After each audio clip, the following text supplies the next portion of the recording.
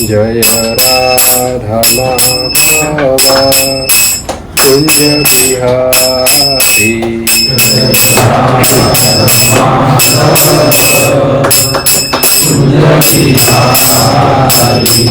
जय राधा माधव कुंज बिहारी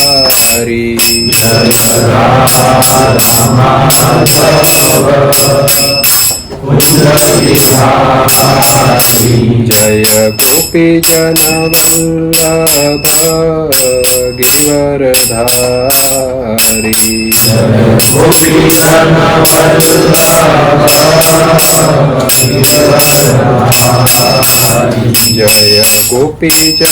वल्लभ गिरधारी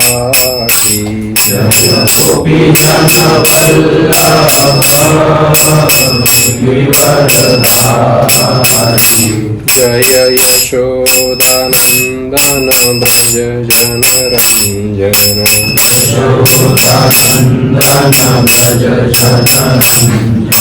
जय यशोदानंदन ब्रज जनरंजन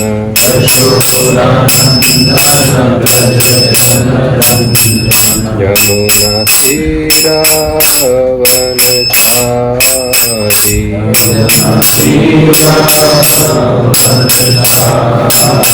यमुना तीरावनचारी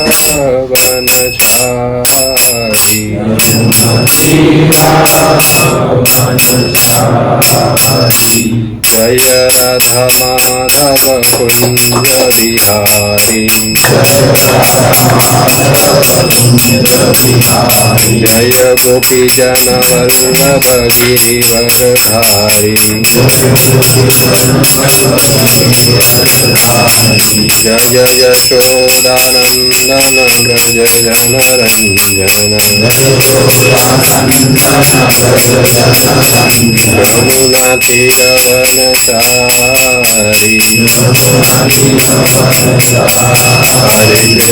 हरे कृष्ण कृष्ण कृष्ण हरे हरे हरे राम राम राम हरे हरे हरे कृष्ण हरे राम राम हरे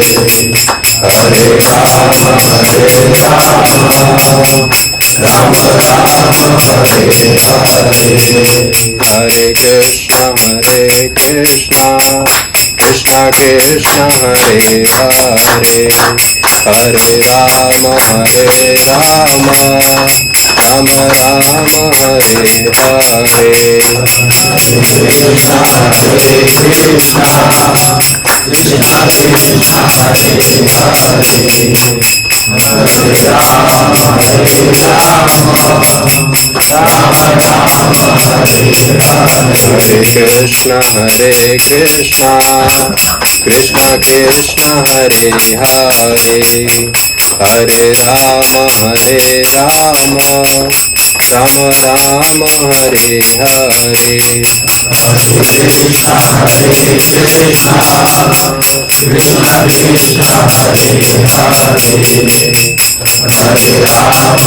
हरे हरे हरे राम राम राम हरे हरे जय ओम विष्णुपाद परमहंस परिव्रजक आचार्य स्तोत्र श्रीमद हिज डिवाइन ग्रेस अभय चरणारविंद स्वामी श्रील प्रभुपाद की जय ओम विष्णुपाद परमहंस परिव्रजक आचार्य स्तोत्र श्रीमद हिज डिवाइन ग्रेस भक्ति सिद्धांत सरस्वती ठाकुर प्रभुपाद की नामाचार्य श्रील हरिदास ठाकुर की प्रेम से कहो श्री कृष्ण चैतन्य प्रभु नित्यानंद श्री अद्वैत गदाधर श्रीवासादि गौर भक्त वृंद की श्री श्री राधा कृष्ण गोप गोपीनाथ श्याम कुंड राधा कुंड गिरि गोवर्धन की वृंदावन धाम की मायापुर धाम की नवद्वीप धाम की जगन्नाथपुरी धाम की द्वारका धाम की यमुना माई की गंगा माई की भक्ति देवी की वृंदा देवी की तुलसी देवी की हरिनाम संकीर्तन की all glories to assembled devotees, all glories to assembled devotees, all glories to assembled devotees, all glories to Shri Shri Guru Gauranga. Om Gyanantimirandasya Gyananjalashakaya Chakshurmilitam Yena Tasmai Shri Guruve Namah. Namo Vishnupadaya Krishna Prishtaya Bhutale Srimate Bhakti Vedanta Swami Niti Namine Namaste Saraswati Devi Gauravani Pracharine Nirvishesha Shunyavadi Parshat Desatarine Jai Shri Krishna Chaitanya Prabhu Nityananda Shri Advaita Gadadhara Shivasadi Gaurabhakta Hare Krishna Krishna Krishna Hare Hare Hare Rama Rama Rama Hare Hare। आप सबका स्वागत है।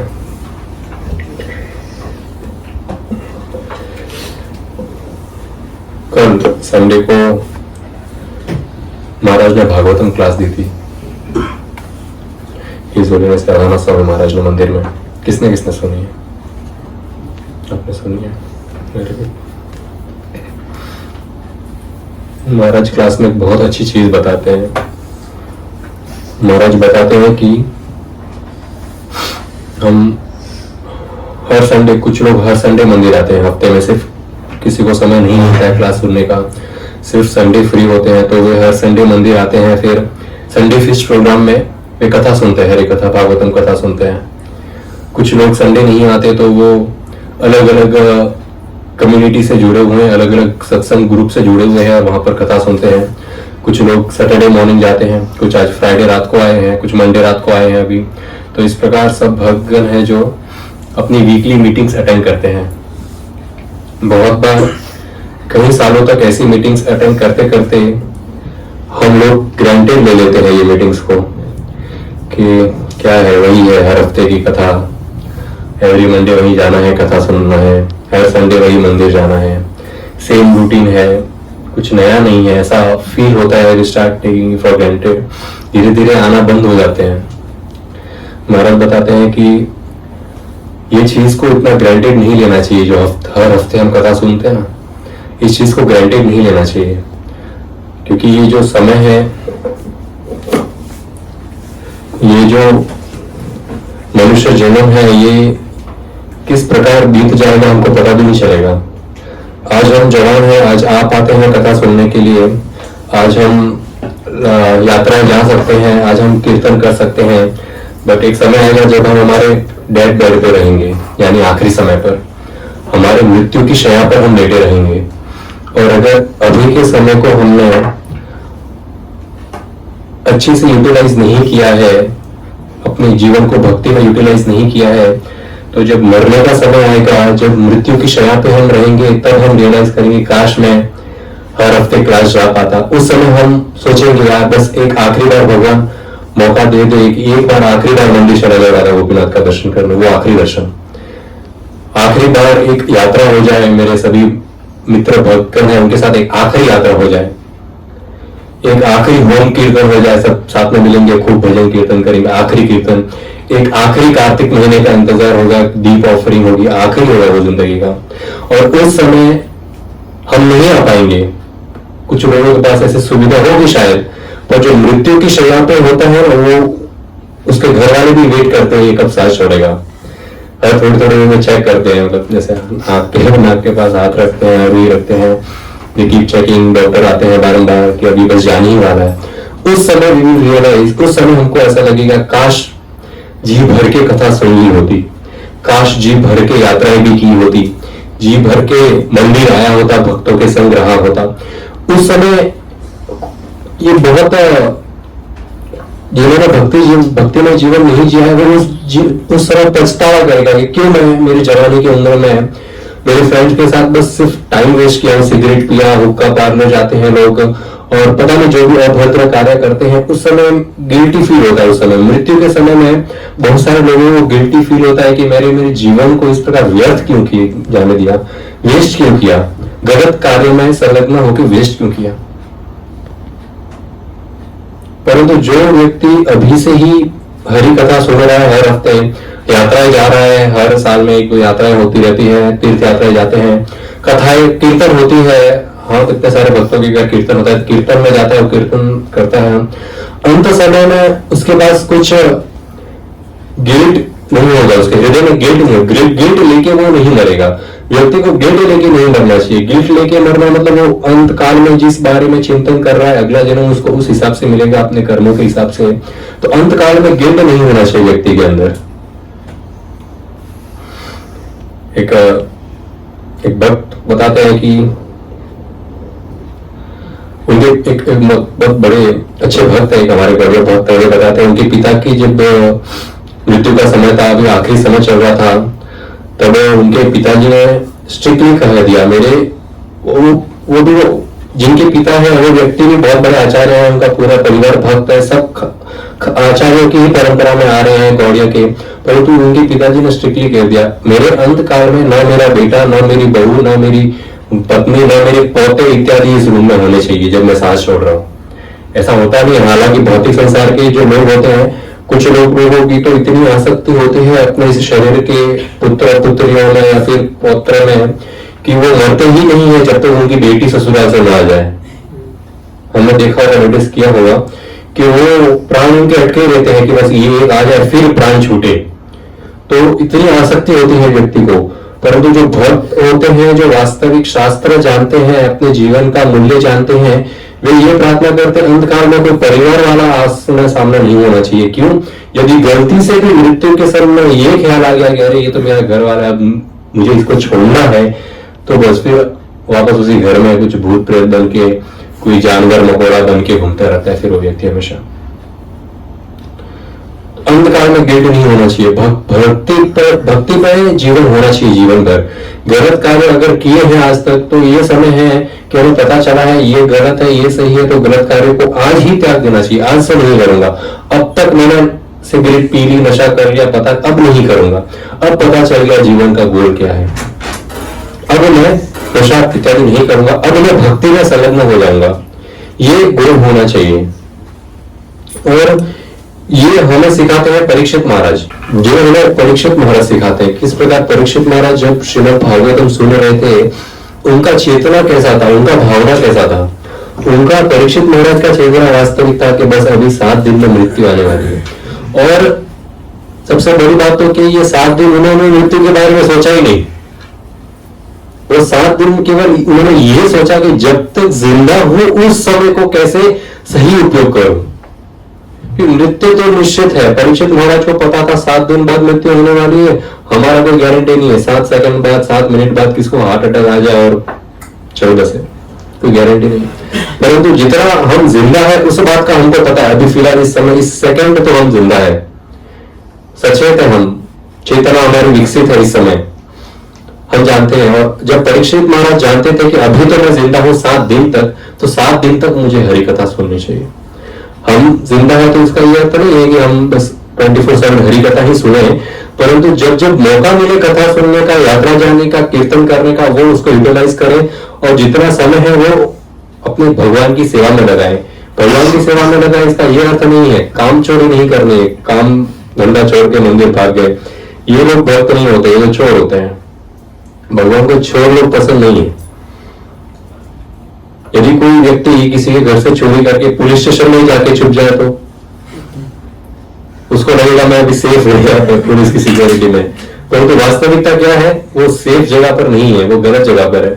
जो व्यक्ति को भगवान ने कोई रिस्पॉन्सिबिलिटी दी है, वो रिस्पॉन्सिबिलिटी छोड़कर काम चोरी कर बोलता है मंदिर में हूँ, सेफ जगह पर हूँ, सही जगह पर हूँ, मैं कुछ गलत नहीं हूँ, वो व्यक्ति वास्तविक में गलत जगह पर है।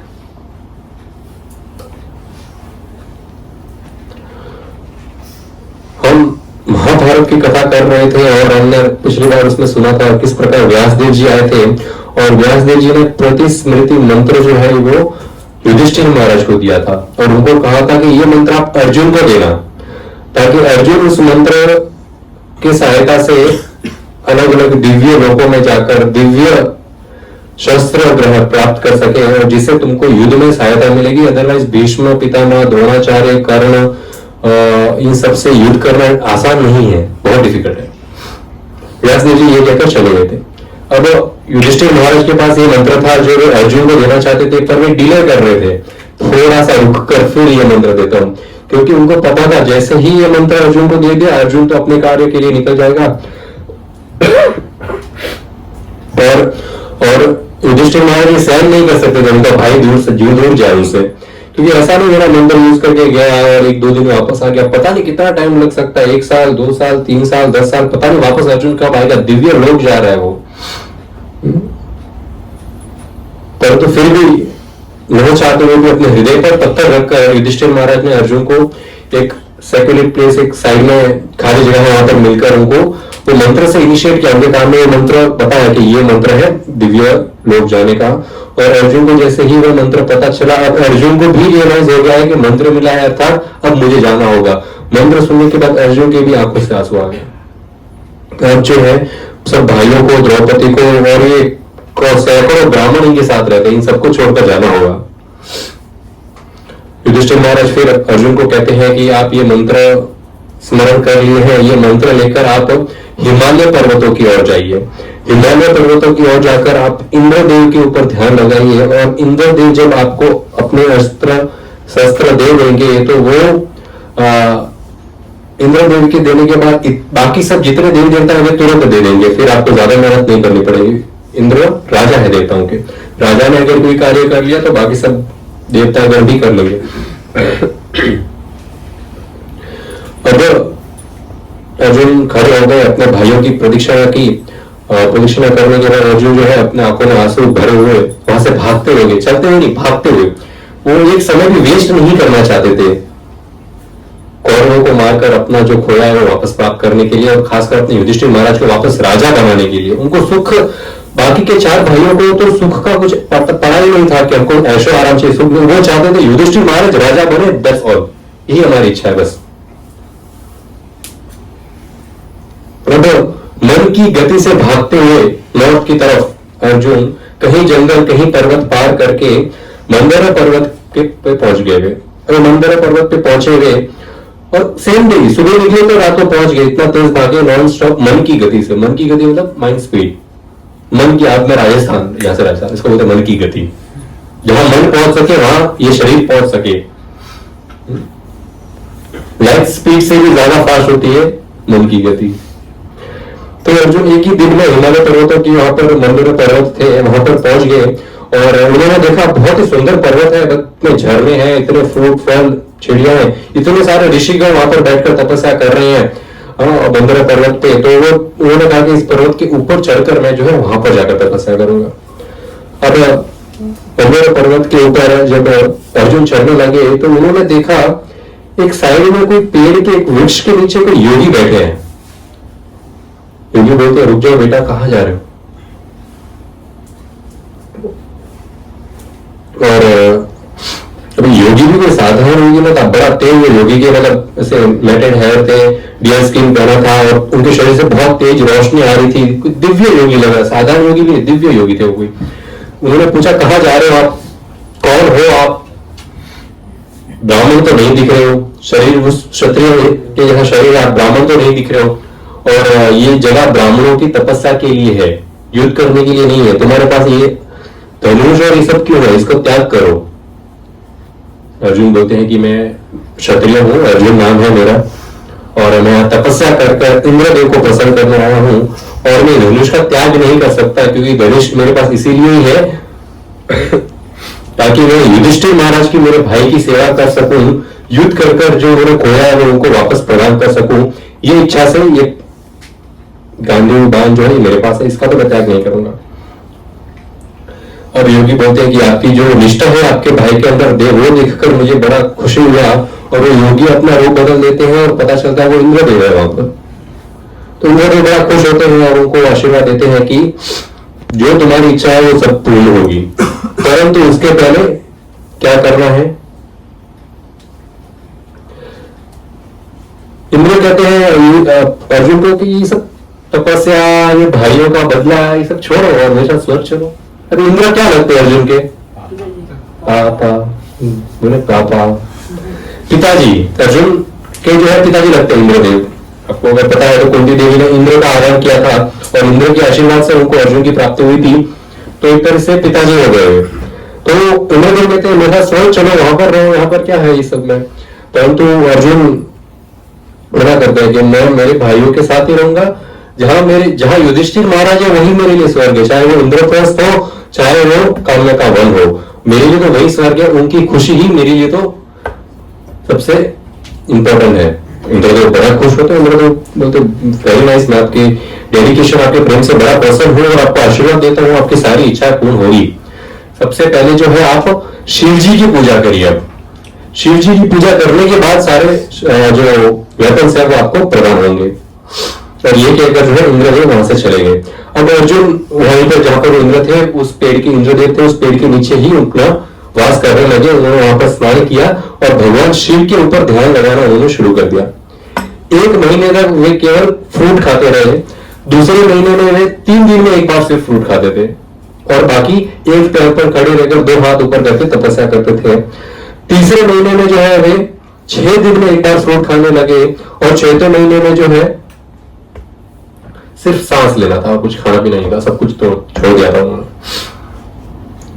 इस प्रकार उन्होंने लगभग 1 वर्ष तक खूब तपस्या करी और उनकी तपस्या से उनकी शरीर से इतनी तेज रोशनी आ रही थी कि ऋषिगण घबरा गए थे कि मतलब इतना तपस्या क्या कर रहे हैं। इनको इंद्रदेव भी कुछ नहीं बोल पाए, वरना सबसे पहले इनसिक्योर तो इंद्रदेव होते, पर अभी तो इस बार इंद्रदेव को पता है कि कोई रिस्क नहीं है, कोई अपना गद्दी ठीक है। और वो तो उनके पुत्र थे तो वो अपने पुत्र को तो अपनी गद्दी भी दे सकते हैं। पुत्र मुंह तो हमने देखा ही धृतराष्ट्र के पास कैसा होता है। तो ऋषिगण बोले कि इंद्रदेव के पास तो जा नहीं सकते कंप्लेन करने के लिए, बोले हम जाते शिव जी के पास कि ये क्या चल रहा है, ये कौन भी यार इतना तपस्या क्यों कर रहा है, इसको क्या चाहिए जरा आप जाके देख के। तो शिव जी को तो पता है इतना तपस्या क्यों कर रहा है। परंतु वहां पर उनकी तपस्या शुरू होती है और एक दिन ये तपस्या कर रहे होते हैं तब वहां पर एक शिकारी आता है जंगल में। और शिकारी जो अपनी पत्नी के साथ आता है और अपने असंख्य फॉलोअर्स के साथ आता है। उनके फॉलोअर्स में बहुत सारे शिकारी और उनकी पत्नियां थी।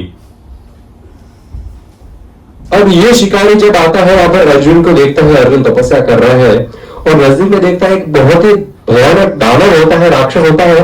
वो एक सुअर का रूप ले लेता है और बस अर्जुन को अटैक करने ही वाला होता है। अर्जुन को अटैक करने से पहले वो दानव जो उससे चिल्लाता है, तो अर्जुन अपनी आंख खोल के देखता है अच्छा दानव अटैक कर रहा है, तो अपना बाण उठाता है और तीर चढ़ाता है। तब वो शिकारी चिल्लाता है कि रुक जाओ, मैं तीर चलाऊंगा, मैंने पहले इस राक्षस को देखा है।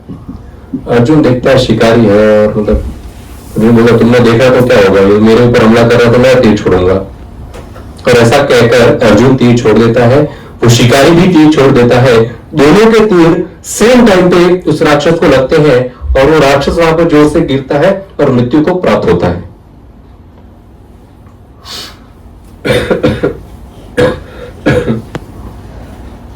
अब अर्जुन उस शिकारी को और देखता है, बोले इसकी पत्नी भी साथ में है, इतने सारे स्त्रियां और इतने सारे पुरुष ये जो शिकारी है इसके साथ में। तो पूछता है कि आप इतने सारे स्त्रियों के साथ जंगल में क्यों घूम रहे हो, आप कौन हो, भय नहीं लगता आपको इतने जंगल में स्त्रियों के साथ घूमते हुए, कैसे राक्षस घूम रहे हैं यहाँ पर। तो शिकारी हंसता है, बोलता है फिलहाल तो तुम्हारे प्राण संकट में थे, ये राक्षस तुमको मारने वाला था, ये तो मैंने तुमको बचा दिया। तो अर्जुन बोलता तुमने मेरे को बचाया, बोले मैं खुद की रक्षा कर सकता हूं, मैं खुद की रक्षा कर सकता हूं इसीलिए जंगल में तपस्या कर रहा हूं, मेरे को कोई नहीं मार सकता। तो शिकारी बोलते ठीक है फिर युद्ध हो जाए, मालूम पड़ जाएगा कौन किसके पास कितना किसमें दम है। अब अर्जुन यहां से तीर छोड़ रहा है, वो शिकारी वहां से तीर छोड़ रहा है। इसका जरा सेल चेंज कर देना। दोनों जगह से तीर आ रहे हैं। अभी अर्जुन तो सब वो तीर से बच जाते हैं, परंतु वो शिकारी को तो तीर टच भी नहीं होते अर्जुन के। तो अर्जुन बड़ा विचार में पड़ जाता है कि ये तीर शिकारी को टच क्यों नहीं हो रहे। तो अर्जुन को ख्याल आता है कि ये साधारण व्यक्ति तो नहीं, ऑर्डिनरी हंटर तो नहीं है, कुछ तो स्पेशल व्यक्ति है। तो इसके ऊपर दिव्य शस्त्र छोड़ूंगा मैं, ऐसे डिवाइन जो बाण है मेरे पास वो छोड़ूंगा। तो डिवाइन बाण छोड़ता है, सर्प वाले बाण छोड़ता है, आग वाले बाण छोड़ता है, जैसे ही आग वाला बाण छोड़ता है वो बाण जाता है उस शिकारी के ऊपर और वर्षाव करना शुरू कर देता है। तो अर्जुन सोचता है कि बाणों से इसका कुछ नहीं होने वाला, इसका गदा से युद्ध करेंगे। तो गदा लेके अर्जुन भागते हैं शिकारी के और उसको मारने के लिए, परंतु वो गदा उस शिकारी को टच ही नहीं कर पाता है। तो तलवार निकालते हैं अर्जुन उनको मारने के लिए, तलवार से भी शिकारी को कुछ नहीं होता है। तो फिर अर्जुन सोचते हैं कि अब शस्त्र कोई काम नहीं कर रहे, तो बड़े बड़े पत्थर और पेड़ उठा के फेंकना शुरू करते हैं शिकारी के ऊपर, फिर भी शिकारी को कुछ नहीं होता है। बोलता अब तो फाइनली मुझे मेरे हाथों से ही इसको मारना पड़ेगा, तभी ये शिकारी मानेगा। अब अर्जुन थक भी गए हैं, वो शिकारी का तो पसीना अभी बूंद भी नहीं निकली शरीर से अभी तक, और अर्जुन तो थक गए। अब हाथ से एक दूसरे के ऊपर फाइटिंग रेसलिंग शुरू होती है, शिकारी की और अर्जुन की बहुत युद्ध होता है। फाइनली वो शिकारी जो अर्जुन को गले से दबोच लेता है और जोर से धक्का देकर दूर फेंकता है। तब अर्जुन सोचता है यार मेरे को तो कोई मार ही नहीं सकता है, ये ऐसे कैसे ये साधारण सा शिकारी मेरे को इस प्रकार मार सकता है। तब मुझे वापस शक्ति प्राप्त करनी होगी, शिव जी की पूजा करके वापस मैं शिव जी की तपस्या करूंगा। तो वो शिवलिंग बनाता है, उनकी पूजा करता है, फूल लेकर वो शिवलिंग के ऊपर डालता है, तो वो फूल शिकारी के ऊपर गिरते हैं। तो अर्जुन को होता है अरे शिकारी तो शिव जी है, वो भाग के जाता है और शिव जी के चरणों में गिर जाता है। फिर वो शिकारी जो है अपना वास्तविक रूप प्रकट करते हैं, 3 नेत्रों वाला, हाथ में त्रिशूल लिए, डमरू लिए, गले में नाग जी विराजमान कर रहे हैं, और जो उनकी पत्नी होती है वो स्वयं पार्वती देवी उमा होती है, और साथ में जो दूसरे शिकारी होते हैं जो और कोई नहीं, भूत प्रेत गॉब्लिन्स डॉग्स वो सब होते हैं, और साथ में उनकी पत्नियां होती है। इतने फॉलोअर्स के साथ आते हैं। अर्जुन उनका दिव्य रूप देखकर बहुत खुश होते हैं। वो लोग विराट रूप जैसे अर्जुन देखने वाले भविष्य में कृष्ण का, ऐसा उसके पहले शिव जी का विराट रूप देख लेते हैं, वास्तविक रूप शिव जी का। तो शिव जी की कृपा से ही तो उनको कृष्ण का फिर दिव्य रूप वहां पर मिलता है महाभारत में। तो शिव जी के पैरों में गिरते बहुत खुश होते हैं, बोलते मैं आपकी तपस्या ही कर रहा था। शिव जी मुझे पता है ऐसा कौन तपस्या कर रहा था मार मार के। शिव जी है तब अर्जुन हाथ जोड़ते बोलते हे प्रभु आप विष्णु का ही दूसरा रूप हो, आप कोई दूसरी आइडेंटिटी नहीं हो, आप कोई दूसरा व्यक्ति नहीं है कि ये विष्णु है और ये शिव नहीं, आप विष्णु का ही रूप हो, आप साक्षात नारायण का ही रूप हो। तब शिव जी कहते हैं कि तुम भी नारायण से ज्यादा अलग नहीं हो, नर नारायण में तुम नर ऋषि ही हो। तुमने और कृष्ण ने ही नर नारायण रूप में इंद्र की भी सहायता की थी, और मैं तुम्हारी तपस्या से बहुत खुश हूं। अपना गांधी बाण उठाओ और मैं आशीर्वाद देता हूं कि तुम्हारी विजय होगी। अब तुम्हारी इच्छा क्या है वो मांगो मेरे पास। तब अर्जुन कहते हैं कि मेरी एक ही इच्छा है, आप अपने दिव्य शस्त्र मुझे दीजिए। कौन सा? पशुपात। पशुपात शिव जी कब यूज करते हैं? तब त्रिपुरासुर को मारने के लिए, जब संसार का प्रलय, संसार को नाश खत्म कर डिस्ट्रक्शन के समय पशुपात का यूज करते हैं शिव जी वास्तविक में। तो इतना भारी उन्होंने मांगा है ये बोलो कि पशुपात जो ये मुझे दे दो, इससे मैं भीष्म को मारूंगा, इससे मैं उन दोनों कौरवों को मारूंगा। तो आशीर्वाद देते हैं शिव जी, बोले ठीक है, ये पशुपात को इस्तेमाल करने का मंत्र दे देते हैं। और फिर शिव जी कहते हैं कि अब आप स्वर्ग लोग जाइए और बाकी का अपना जो अस्त्र शस्त्र लेंगे आप वो स्वर्ग से लीजिए। और वो ये कहकर शिव जी वहां से चले जाते हैं। और जब अर्जुन शिव जी को जाते हुए देखते हैं तब वहां पर बाकी सब देवी देवता आ जाते हैं। इंद्र और शिव जी आके गए, अभी दूसरों की बारी है। तुरंत वहां पर वरुण देव आते हैं, उनके साथ कहीं पर्सनैलिटीज होती है, नाग देवताओं की पर्सनैलिटी, सिद्ध और अलग अलग देवी देवता आते हैं। कुबेर देव आते हैं यक्षों के साथ, यमराज आते हैं वहां पर, और इंद्र भी वापस सची देवी के साथ ऐरावत के ऊपर बैठकर आते हैं। और अर्जुन बड़े खुश होते हैं, इतने दिव्य पर्सनैलिटीज को देखते हैं, उनको सबको जल और फ्रूट ऑफर करते हैं। तब यमराज कहते हैं कि हम सबका आपके ऊपर आशीर्वाद है कि भीष्म और द्रोणा जैसे महान रथियों के ऊपर आपकी ही विजय होगी, और जो राक्षस दैत्य और दानव जो है वो मनुष्य का रूप लेकर कौरवों के साथ ही रह रहे हैं फिलहाल, वो सबका भी विनाश आप ही करोगे। और जो लीला भविष्य में होने वाली है उसमें जो है आपका सबसे बड़ा योगदान होगा Arjun, you will be the main role. सदर के आशीर्वाद देते हैं। और यमराज जी कहते हैं आपका जो गुणगान है आने वाले कई युगों तक कहीं भक्त बेसरू में बैठकर आपका गुणगान कर रहे रहेंगे। 5000 साल पहले ऐसा यमराज बोलते हैं कि युगों तक कहीं वर्षों तक अर्जुन का गुणगान होने वाला है। क्या बात है, ऐसे भक्त है अर्जुन। तब यमराज जी उनके पास जो गदा होता है वो अर्जुन को देते थे, आप ये युद्ध में यूज करना। वरुण देव जो है उनको नागपाश नामक जो शस्त्र होते हैं वे दे देते हैं। कुबेर जो है अंतर ध्यान होने के मंत्र देते हैं कि युद्ध करते करते बाढ़ आ रहा तो गायब हो जाओ, इनविजिबल होने के मंत्र देते हैं। तो इंद्र बड़े खुश होते हैं, इतना आशीर्वाद मिला है बेटे को। फिर कहते हैं अब ये सारे शस्त्र लेके आप स्वर्ग लोग चलिए, वहां पर आपको सिखाया जाएगा इन सबका यूज कैसे करना है। ये कहकर जो है सभी देवी देवता वहां से अदृश्य हो जाते हैं। और दूर से फिर अर्जुन अभी वहीं पे, अर्जुन दूर से देखते हैं तेज चमकती हुई चीज उनकी ओर आ रही है, मानो ऐसा प्रतीत हो रहा है साक्षात सूर्य देवी नीचे आ रहे हैं, इतनी चमकती हुई चीज। वो जैसे ही उनके पास आती है तो उनको मालूम पड़ता है ये तो एक रथ है, किसका? स्वर्ग लोक से इंद्रदेव ने भेजा है। चित्रसेन नामक सारथी उसमें विराजमान है। वो रथ इतना बड़ा रथ है कि उसमें न्यूक्लियर बॉम्ब लगे हुए हैं, लोगों को मतलब दानवों को मारने के लिए न्यूक्लियर बॉम्ब लगे हैं, तोप लगे हैं, बहाने लगे हैं, तलवार है, ऐसे ऐसे बाण लगे हैं, ऐसे आधुनिक वेपन्स है जो आज के समय में लोग खोज भी नहीं सकते। उस एक रथ में इतना सब कुछ लगा हुआ है और इतना विशाल रथ है कि उस रथ को उड़ाने के लिए 10,000 घोड़े आगे बांधे हुए हैं, तब वो रथ उड़ता है। और उसमें सर्प रूप के नाग रूप के बहुत सारे सोल्जर्स खड़े हैं, युद्ध के लिए रेडी है। ये रथ सिर्फ अर्जुन को लेने आने आया, युद्ध करने के लिए आया नहीं है, ये तो लेने आया। सोचो युद्ध में कौन सा रथ जाता होगा फिर। ये इंद्रदेव की सेना है। अब स्वर्ग में जाने का समय आ गया है। अभी अर्जुन बैठते हैं उस रथ में, चित्रसेन उनको लेके जाते हैं स्वर्ग की ओर जाते हैं। तो बीच में कई लोग आते हैं, ऋषिगण के रहने के लिए सुंदर सुंदर लोग, गंधर्व लोग हैं, किन्नर लोग है, कुबेर जी का लोग है, यक्ष का, ऐसे अनेक स्वर्ग के बहुत सुंदर सुंदर हिस्से आते हैं।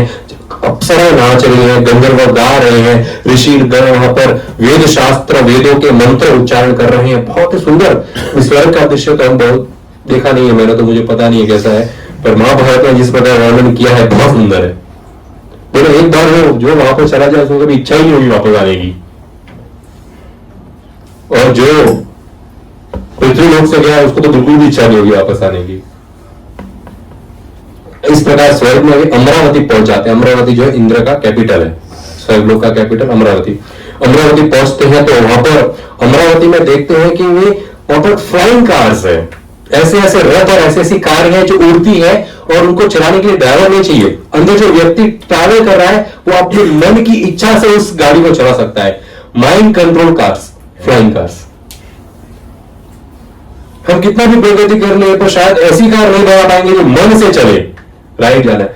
हम ऑटोमेटिक कार बना सकते हैं, वो अपने आप मैप लोकेशन डाला वो अपने आप चलेगी, वो टेस्ला वगैरह जैसे, ठीक है। पर मन के हिसाब से कार चले ऐसी प्रगति तो शायद हम पता नहीं कर पाएंगे कि नहीं कर पाएंगे। चिप डालेंगे ना, चिप डालेंगे, हाँ दिमाग में चिप डालेंगे।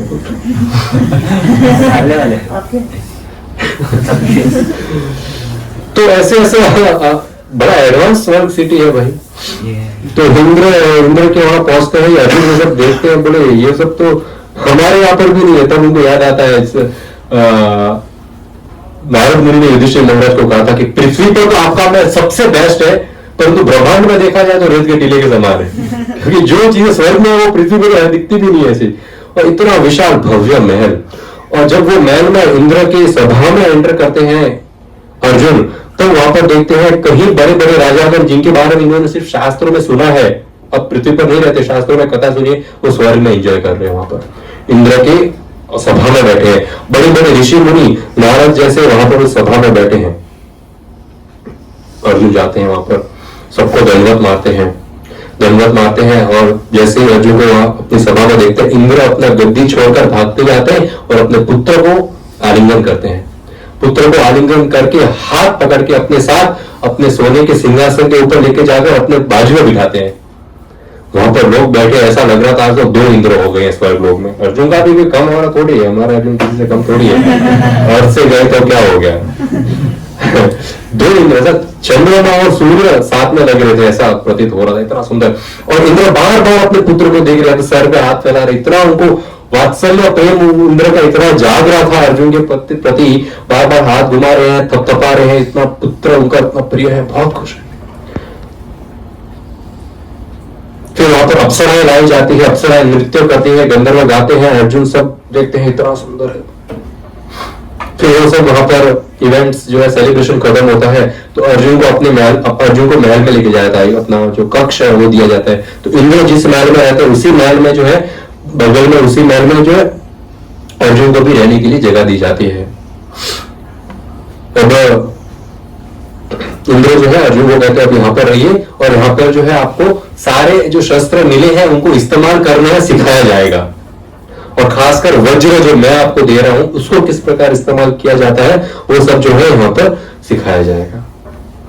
अब इतने ऐशो आराम में अर्जुन रह रहे हैं, परंतु अर्जुन अपने मन में अभी भी यही सोच रहे हैं और इस बात को भूले नहीं है कि मेरे भाई जो है वो अभी भी काम्य का वन में तपस्या कर रहे हैं।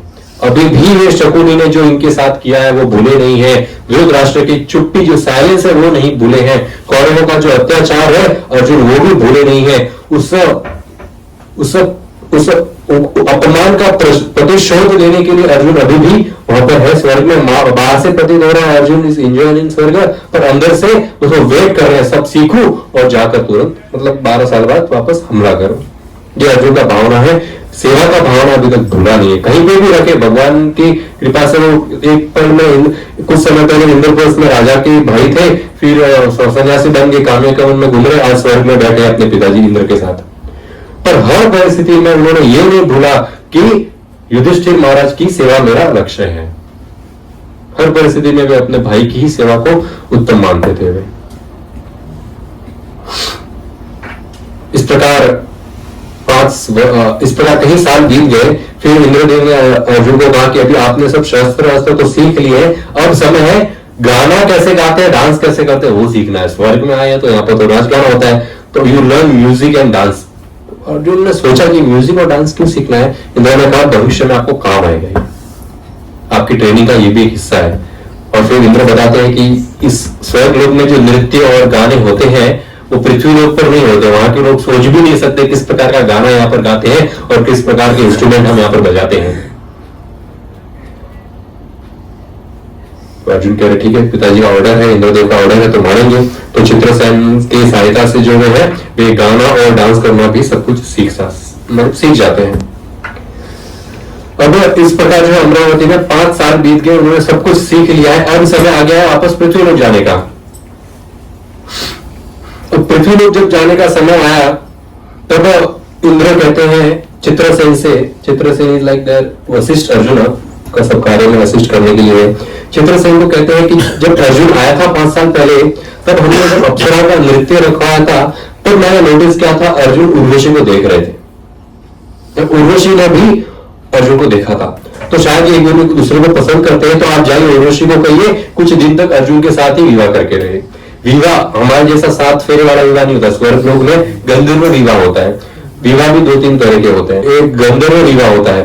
गंधर्व विवाह अर्थात I like you, you like me, we are together, husband wife, जो हम देखते हैं बहुत पाश्चात्य देश में भी गंधर्व विवाह होता है। They stand in front of each other और वे accept each other as a husband and wife. Now we are मतलब अलाउड है, गलत भी नहीं है वो।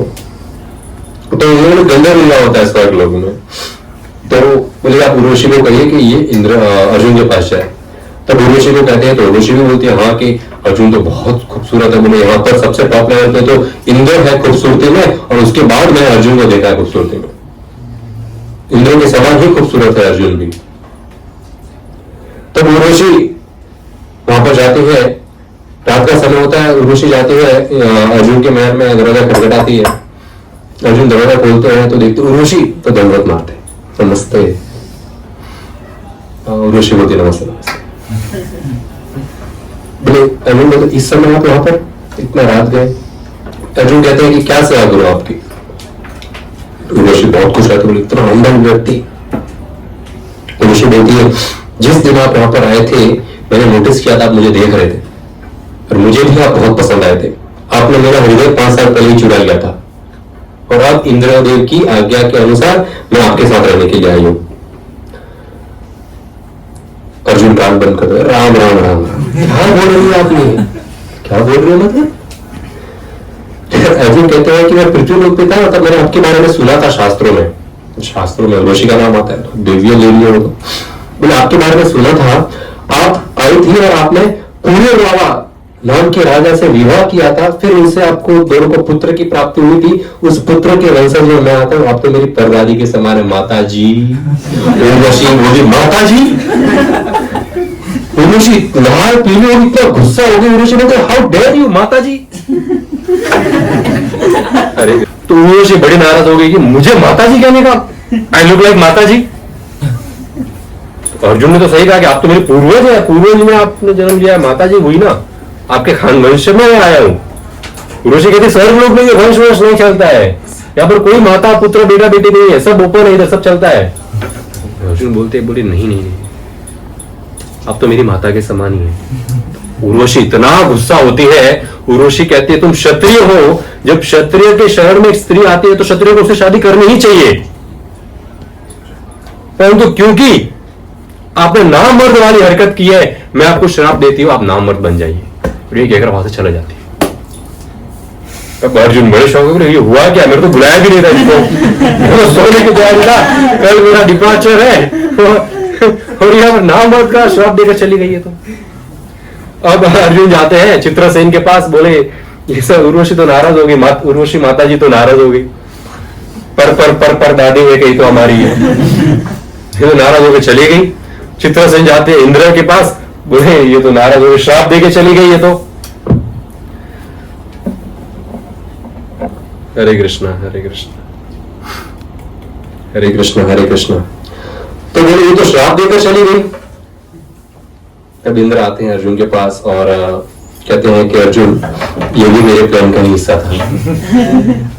रावण आपका प्लान का हिस्सा था। तो कि हाँ कि ये इसीलिए किया गया है कि आप 12 साल के वनवास में हैं और 1 साल अज्ञात वनवास में हैं। आप अज्ञात वनवास में हम नहीं चाहते कि कौरव आपको ढूंढ ले, इसलिए। और उर्वशी ने श्राप में यह भी दिया कि आप नामर्द तो बनेंगे, आप स्त्रियों के साथ नहीं रहेंगे, फिर नामर्द बन गए, मर्दों के साथ नहीं रहेंगे, आप स्त्रियों के साथ, नाचने गाने वाली स्त्रियों के साथ ही भ्रमण करेंगे। ये श्राप है। तब अभी इंद्र बताते हैं कि अज्ञातवास में आप स्त्री बन जाएंगे, आप नामर्द बन जाएंगे, आप स्त्री बन जाएंगे, ना पुरुष रहेंगे ना स्त्री रहेंगे, तब आपको कोई नहीं पहचान पाएगा ये अर्जुन है। और उस समय आप नाचने गाने वालों के साथ घूमना, और इसीलिए ये नाचने गाने की यहाँ पर हमने ट्रेनिंग दी थी ताकि आप वहां पर अच्छे से नाच गा सको। तो कोई डाउट ही नहीं करिए अर्जुन है। 1 साल आपका अज्ञात है यूं बीत जाएगा और फिर आप वापस अपना पुरुषत्व ग्रहण करेंगे और कौरवों से युद्ध में जाएंगे। Very nice plan. Vyas Devi ने ऐसा तो नहीं कहा है, ऐसे शस्त्र भी मिलेंगे, पर भगवान की कृपा से जो मिला है उसको एक्सेप्ट किया है अर्जुन ने।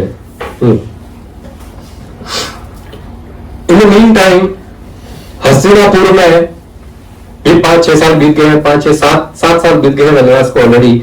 धृतराष्ट्र को सूखे जा रहे, टेंशन में, जैसे 12 खत्म हो गए, पांडव आने वाले हैं, वो हमेशा चिंता में नहीं होते हैं, देख नहीं सकते पर सोच तो सकते हैं, अपने मन में ही देख रहे हैं बेटे को कैसे मारेंगे।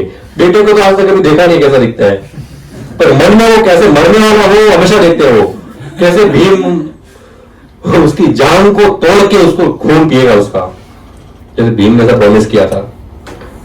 तो वो देख के हमेशा चिंता में रहते हैं। संजय को बुलाते, संजय बोले सुत पुत्र संजय, मेरे को बहुत चिंता हो रही, मैं क्या करूं, मैं सूखी रह ही नहीं सकता। दुर्योधन कभी युधिष्ठिर को माफी मांगेगा ही नहीं। अगर दुर्योधन आज भी युधिष्ठिर से माफी मांग ले तो युधिष्ठिर पक्का अपने भाइयों के साथ शांति में रहेगा, पर युधिष्ठिर मान रहा ही नहीं है बात।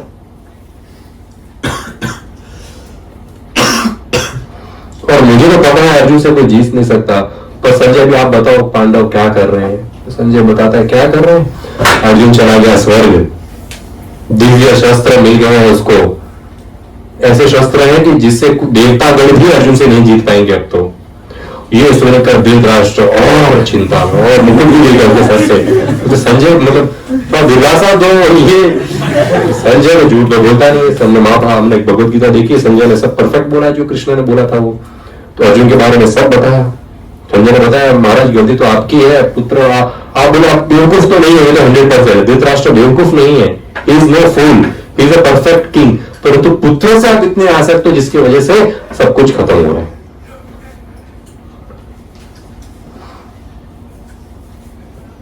कौरवों का सत्यानाश तो होना ही है, यह धृतराष्ट्र को पता था।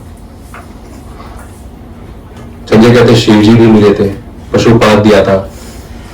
संसार को तहस नहस करना होता है तब पशुपात का इस्तेमाल किया जाता है, और सिर्फ कौरवों को मारेगा वो पशुपात से।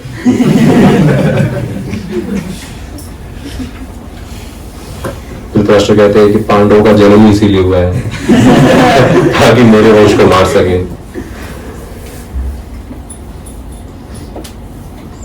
अब अर्जुन जब स्वर्गलोक के लिए निकल गए थे तो चारों भाई पांडव और द्रौपदी सब ब्राह्मणों के साथ काम्यका वन में रह रहे थे, और थोड़े दिन में भीम कुछ ना कुछ युधिष्ठिर महाराज को कहता रहता था, आपने गलत किया, आपने गलत किया, आपने गलत किया। एक दिन युधिष्ठिर महाराज बैठे थे, भीम भी बगल में बैठा था। भीम कहते भैया एक बात बताऊं, बताइए।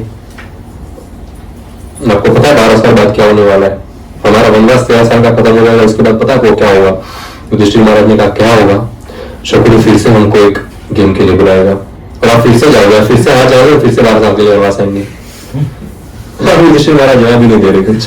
युधिष्ठिर महाराज को पता है कि इन लोग सब लोग बहुत गुस्सा है और ये सब कह भी रहे हैं ताकि इनका प्रेम है मेरे प्रति ऐसा, और मेरे को इस दशा में नहीं देख पा रहे इसलिए मेरे को ताने मारते पूरा दिन, खासकर भीम ऐसे में ताने मारता। नहीं तो फिर से खेलोगे, हारोगे पक्का, फिर से आएंगे आप पर। युधिष्ठिर महाराज क्या कहते, इतने में वहां पर एक ऋषि आ जाते हैं, उनका नाम होता है बृहदश्व। अब बृहदश्व नाम के जो वहां पर ऋषि आते हैं तो सभी भाई अपना कस्टम के जैसे उनका स्वागत करते हैं, उनकी उपासना इत्यादि करके उनको विराजमान करके खान पान करके बैठते हैं। और युधिष्ठिर महाराज फिर कहते हैं कि ऋषिगण को कहते हैं कि मेरे साथ बहुत बुरा हुआ है, मेरे ही भाइयों ने मुझको जुए के खेल में चीटिंग करके हराकर हमारा इतना अपमान कर हमको इस जंगल में भेज दिया गया है। इतने वर्षों से हम इस जंगल में इतना दुखद अवस्था में रह रहे हैं। ऋषि को पूछते हैं आपने इतना दुखद जीवन तो किसी का नहीं देखा होगा जितना दुखद जीवन मेरा है। तो बृहदश्व ऋषि कहते हैं कि आपका जीवन कुछ भी नहीं है, यही कोई दुखी का जीवन है।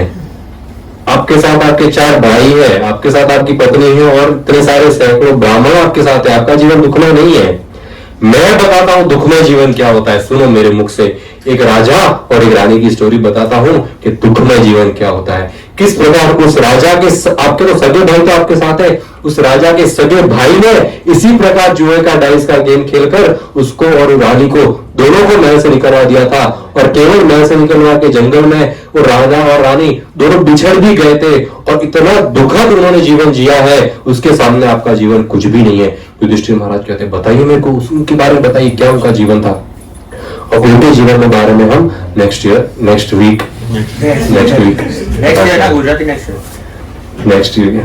भी कह सकते हैं, दिवाली के बाद न्यू ईयर है अपना। तो नेक्स्ट वीक हम कथा करेंगे वो राजा और रानी के बाद। बहुत सुंदर लव स्टोरी है। Thank you so much. Hare Krishna. Shri Prabhupada की जय।